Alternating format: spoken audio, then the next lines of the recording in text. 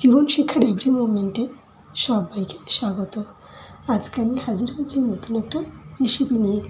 আসুন তবে দেখে নেওয়া যাক আমার এই আজকের রেসিপিটা।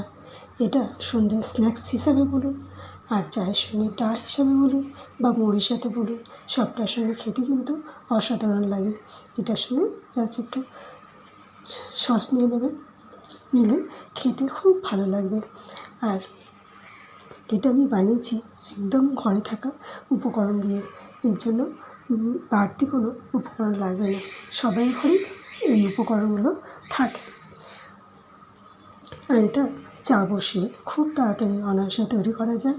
এটা তৈরি করতে খুব বেশি ঝামেলাও লাগে না, আর সময়ও লাগে না, ঝটপট তৈরি হয়ে যায়। চা বসিয়ে দিয়েও আপনারা এটা রেডি করে নিতে পারবেন।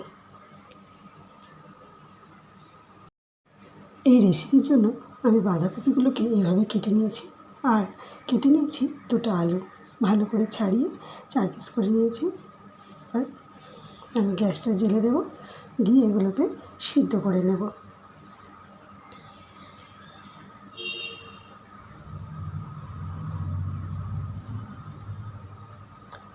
দেখুন আমি আলুগুলোকে এইভাবে কেটে নিয়েছি, খুব তাড়াতাড়ি সিদ্ধ হয়ে যাবে এই জন্য। আর তার সাথে লবণটাও দিয়ে দেবো। লবণটা দিয়ে দিলে যে কোনো জিনিস খুব তাড়াতাড়ি সিদ্ধ হয়ে যায়, সবাই জানে, তাই আমি এখানে লবণটাও ব্যবহার করে নেব। দেখুন লবণটাও দিয়ে দিলাম। আমি দুটোর মধ্যেই লবণটা দিয়ে দিলাম।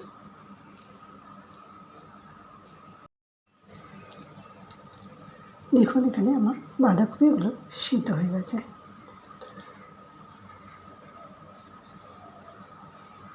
দেখতে পাচ্ছেন তো, খুব সুন্দর করে সিদ্ধ করে নিয়েছি। এবার এগুলোকে আমি নামিয়ে নেব। এবার বাঁধাকপিটাকে আমি অন্য একটা পাত্রে নামিয়ে নেব, আর আলুটাকেও তার সাথে নামিয়ে নেব। আলুটাও সিদ্ধ হয়ে গেছে।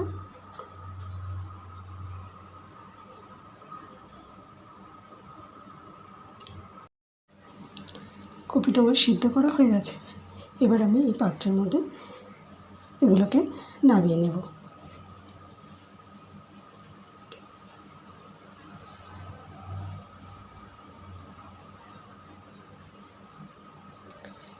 এর সাথে আমি আলুটাও সিদ্ধ করে নিয়েছি। আপনারা দেখেছেন যে আমি দুটোই একসাথে বসিয়েছিলাম, আর একসাথেই সিদ্ধ হয়ে গেছে।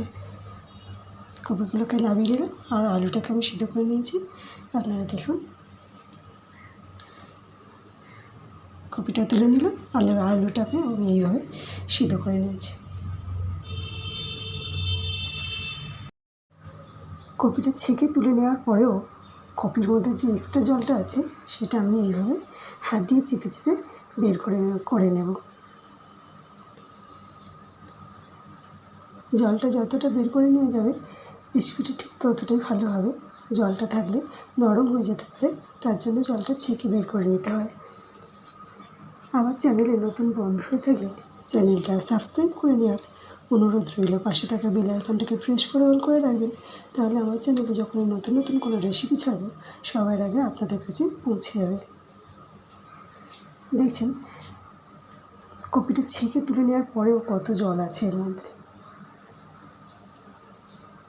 এই জলটা থাকলে আলুর সাথে যখন মাখবো কপিটাকে, তাহলে একটু নরম হয়ে যাবে, তাহলে ঠিকঠাক হবে না। তার জন্যই জলটাকে বের করে নেওয়া। আপনারাও এইভাবেই করবেন, দেখবেন তাতে সুবিধাই হবে, অসুবিধা কিছু হবে না। সব কপিটা আমি এইভাবে জলটাকে বের করে নেব।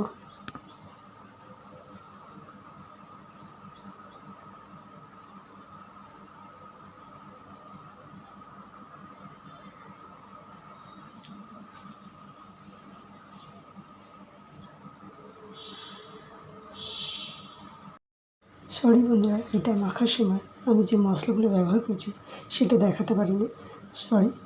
তার জন্য আমি যে মশলাগুলো এখানে ব্যবহার করছি সেগুলো আমি আপনাদেরকে মুখে বলে দিয়েছি।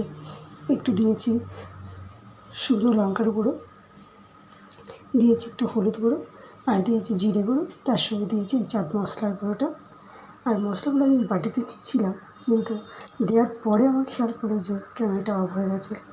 Very very sorry. এই মশলাগুলোই ব্যবহার করবেন এতে টেস্টটা খুব ভালো হবে।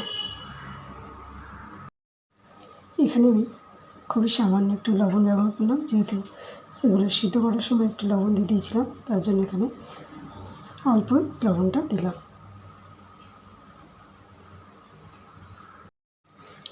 সবশেষে আমি এখানে অ্যাড করে দিলাম কসুরি মেথি। কসুরি মেথিটা দিয়ে ভালো করে এটাকে মেখে নেব।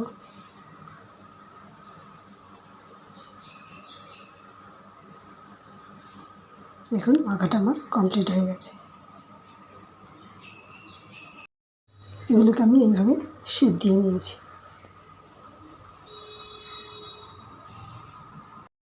এখানে আমি 2 টেবিল চামচ মতো কর্নফ্লাওয়ার নিয়ে নিয়েছি।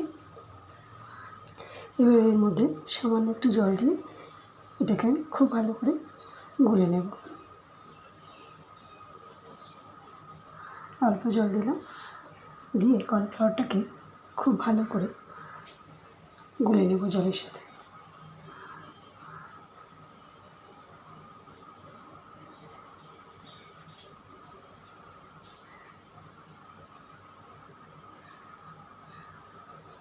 এখন এটা আমার গোলা রেডি হয়ে গেছে। এবার আমি বড়াগুলোকে একটু বিস্কুটের গুঁড়ো দিয়ে কোট করে নেব। এই পাত্রে আমি বিস্কুটের গুঁড়ো নিয়েছি। প্রথমে এগুলোকে আমি বিস্কুটের গুঁড়োতে কোট করে নেব। নেওয়ার পরে কর্নফ্লাওয়ারের মধ্যে একটু দিয়ে নেব, দিয়ে আবারও আমি এটাকে বিস্কুটের গুঁড়োর মধ্যে কোট করে নিলাম। নিয়ে আমি এইভাবে সবটাও রেডি করে নেব।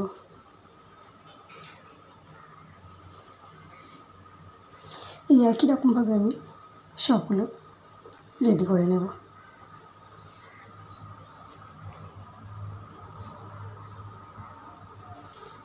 এইভাবে ভেজে নিলে এগুলো খুব মুচমুচে হবে খেতে, আর খুব ভালোও লাগবে।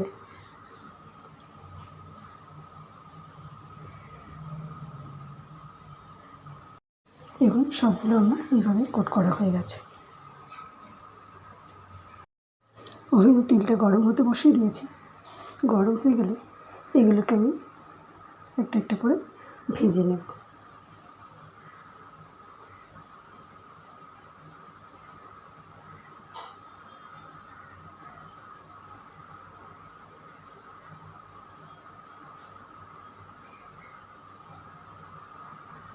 তেলটাকে কড়ার গায়ে লাগিয়ে দিলাম, যাতে কড়ার গায়ে এগুলো আটকে না যায়।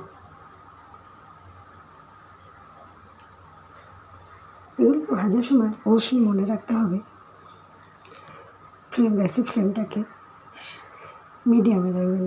লো টু মিডিয়ামে রেখে এগুলোকে ভাজলে খুব সুন্দর ভাজাটা হবে, পুড়েও যাবে না, অথচ ভিতর পর্যন্ত খুব ভালো ভাজা যাবে।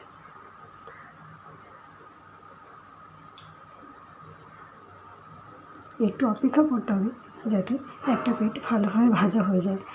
আগে ভাগে এটাকে উল্টাতে গেলে ভেঙে যেতে পারে।